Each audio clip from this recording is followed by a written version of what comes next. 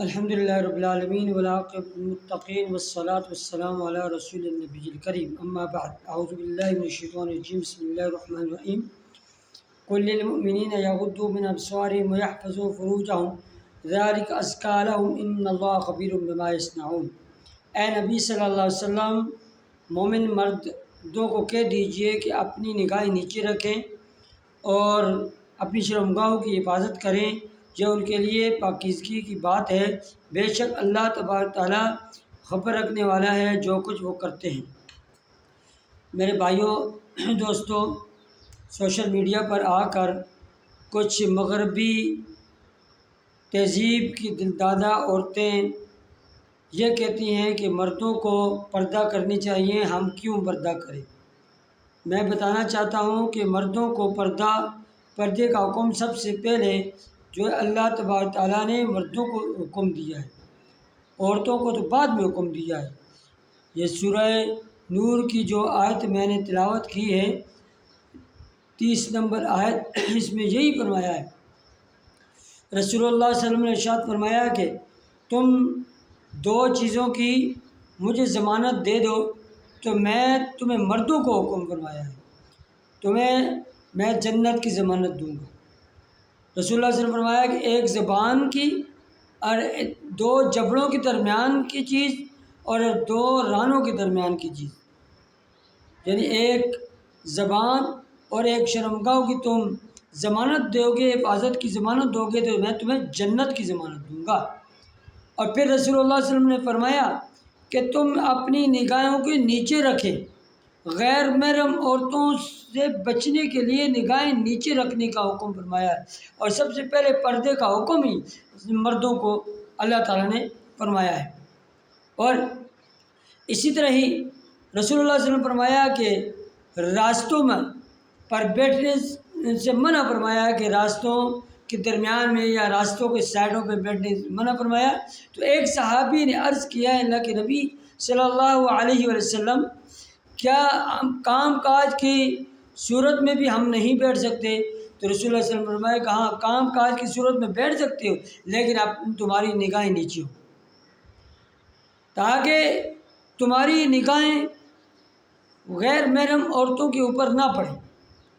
یہ حکم ہے، یہی تو پردہ ہے۔ آنکھوں کا جب پردہ ہوگا اور عورتوں کو جو پردہ فرمایا ہے، مردوں کو بھی پردہ فرمایا ہے، اور مردوں کو پہلے حکم اللہ تعالیٰ نے فرمایا اور عورتوں کو بعد میں حکم فرمایا۔ اور رسول اللہ صلی اللہ علیہ وسلم نے فرمایا کہ تم اپنی نگاہوں کو نیچے رکھو اور اپنے ہاتھوں کو محفوظ رکھو، اور اپنے ہاتھوں سے کسی کو تکلیف نہ پہنچاؤ،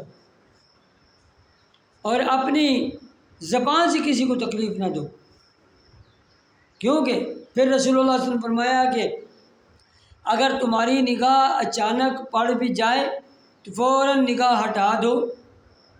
اور آج کل کے دور کے اندر تو نوجوان لڑکے، میں ان کو بھی مخاطب کرتا ہوں، گلی کے نکڑ پر اور راستوں پر کھڑے ہوتے ہیں اور گزرنے والی ماں بہن بیٹیاں گزرنے والی ان کے اوپر نگاہ ڈالتے ہیں، یہاں تک کہ کہہ دیتے ہیں کہ ہم نے تو پہلی نگاہ ڈالی ہے۔ پہلی نگاہ ایسی ڈالتے ہیں کہ وہ جو ہے نا گھر تک پہنچا کے آتے ہیں، وہ ایک ہی نگاہ ان کو، جب تک وہ عورت جو لڑکی وہ جو ہے بہن بیٹی جو ہے ان کی نظروں سے اوجھل نہیں ہو جاتی، وہ ٹکی باندھ کر دیکھتے رہتے ہیں۔ تو اللہ تبارک تعالیٰ نے منع فرمایا ہے، اللہ کے نبی نے منع فرمایا ہے، نگاہیں نیچے رکھنے کا حکم فرمایا ہے، یہ مومن مردوں کے۔ اور پھر ہم یہ کہتے ہیں کہ ہم مسلمان ہیں، ہم کہتے ہیں کہ امت کس کی امت ہے؟ محمد الرسول اللہ صلی اللہ علیہ وسلم کی امت ہے۔ محمد الرسول اللہ صلی اللہ علیہ وسلم کی امت اپنے آپ کو کہنے کے باوجود بھی ہم اللہ کے قرآن پر عمل نہیں کرتے اور اللہ کے نبی رسول اللہ صلی اللہ علیہ وسلم کے فرمان کے اوپر عمل نہیں کرتے۔ اور یہ ان عورتوں کے لیے میرا پیغام ہے جو عورتیں کہتی ہیں کہ ہم کیوں پردہ کریں اور مردوں کو تو پردہ کرنا چاہیے۔ میں یہ بتانا چاہتا ہوں کہ مردوں کو بھی حکم ہوا ہے اور عورتوں کو، دونوں کو حکم ہوا ہے پردے کا۔ پھر میں ابھی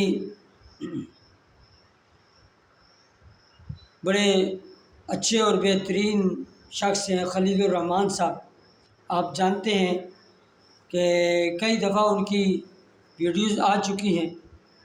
انہوں نے بڑی پیاری بات کی ہے کہ مرد جب پیدا ہوتا ہے نا، اس کی خوشی منائی جاتی ہے۔ پیدا ہونے کے بعد اس کی خوشی منانے کے بعد جب مرد تھوڑا سا بڑا ہوتا ہے تو پھر اس کو پہلے کیا دیا جاتا ہے کہ ماں کا ادب و احترام کرنا ہے۔ ماں کو کیا ہے؟ عورت ہے۔ بہن کا ادب و احترام کرنا ہے۔ بہن کون ہے؟ عورت ہے۔ پھر تھوڑا جب بڑا ہوتا ہے، جوانی کو پہنچتا ہے، پھر اور ذمہ داریاں مرد کی ہو جاتی ہیں۔ پھر کمانے کے قابل جب مرد ہوتا ہے تو تنخواہ سب سے پہلے آ کر کس کے ہاتھ میں رکھتا ہے؟ اپنی ماں کے ہاتھ میں، اور وہ کون ہے؟ عورت ہے۔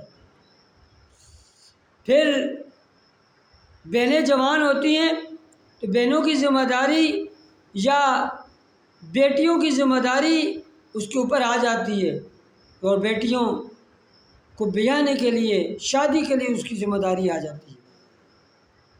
پھر جب اس مرد کی شادی ہوتی ہے پھر اور ذمہ داری بڑھ جاتی ہے، کس کے لیے؟ بیوی کے لیے۔ اور بیوی کون ہے؟ بیوی کون ہے؟ عورت ہے۔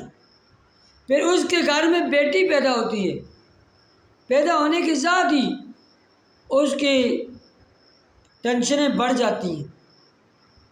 وہ سوچنا شروع ہو جاتا ہے یہ میری بیٹی ہے، یہ جوان بھی ہوگی، اس کے لیے کچھ کرنا ہے۔ بیٹیوں کے لیے پھر وہ کرتا ہے۔ اتنی ذمہ داریاں مرد کے اوپر، اور پھر بھی مرد کو کہا جاتا ہے کہ ظالم ہے۔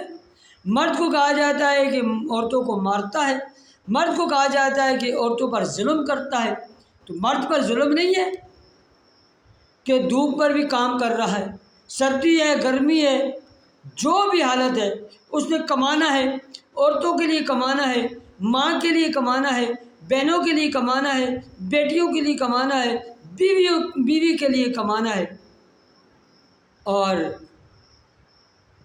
پھر بھی کہتے ہیں کہ مرد ظالم ہے، پھر بھی کہتے ہیں کہ مرد نے عورتوں کے اوپر ظلم کیا۔ میں ایک اور بات کرنا چاہتا ہوں۔ سیما نامی عورت جو انڈیا چلی گئی اور اس نے مسلمانوں کو اور اسلام کو بدنام کرنے کی بڑی کوشش کی، لیکن نہیں بھائیو، نہ مسلمان بدنام ہوں گے نہ اسلام بدنام ہوگا، بدنام تو وہی ہوگی۔ وہ کہتی ہے کہ مجھے مار دیا جائے گا، مسلمان ظالم ہیں، مسلمان یہ ہیں۔ لیکن میں کہنا چاہتا ہوں کہ جتنا تحفظ اسلام کے اندر عورت کو ملا ہے اتنا تحفظ کسی کو بھی کسی اور دین میں، کسی اور مذہب میں نہیں ملا۔ اسلام نے تحفظ دیا عورت کو۔ زمانہ جاہلیت، رسول اللہ صلی اللہ علیہ وسلم کی نبوت سے پہلے کا جو دور تھا، زمانہ جاہلیت میں عورتوں کو زندہ درگور کر دیا جاتا تھا۔ جس گھر میں بیٹی پیدا ہوتی تھی اور گڑھا کھود کے اس کو زندہ دفن کر دیا جاتا تھا۔ وَإِذَا الْمَوْءُودَةُ سُئِلَتْ بِأَيِّ ذَنبٍ قُتِلَتْ، اللہ تعالیٰ نے فرمایا کہ زندہ درگور کی ہوئی لڑکی سے پوچھا جائے گا تو کس وجہ سے، کس گناہ کی وجہ سے تو زندہ درگور کی گئی۔